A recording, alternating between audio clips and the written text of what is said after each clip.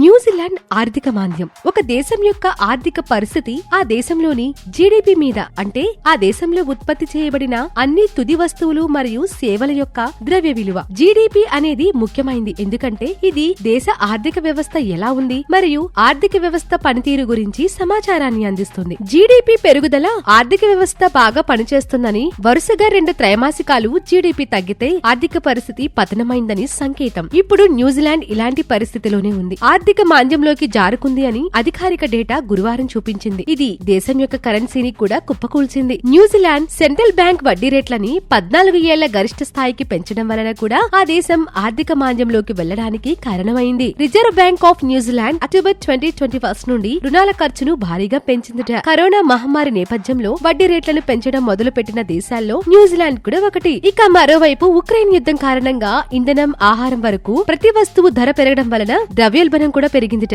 ఏడాదిగా వ్యతిరేక పరిస్థితుల కారణంగా దేశంలో ఆర్థిక పరిస్థితి ఆందోళనకరంగా మారిందని, వడ్డీ రేట్లను మళ్లీ పెంచే ఆలోచన లేదని న్యూజిలాండ్ కేంద్ర బ్యాంకు తెలిపింది. ఇప్పటికే ధరల పెరుగుదల, రుణాలు చెల్లింపునకు ఇబ్బందులు ఎదుర్కొంటున్న న్యూజిలాండ్ ప్రజలకు వడ్డీ రేట్లు మరింత భారమయ్యాయి. ఇవన్నీ ఆ దేశం ఆర్థిక మాంద్యంలోకి వెళ్లడానికి తోడ్పడ్డాయి. ఇప్పుడు న్యూజిలాండ్ గవర్నమెంట్ ఈ పరిస్థితి నుంచి బయటపడడానికి ఏం చేస్తుందోనని అందరూ ఆసక్తిగా ఎదురు చూస్తున్నారు.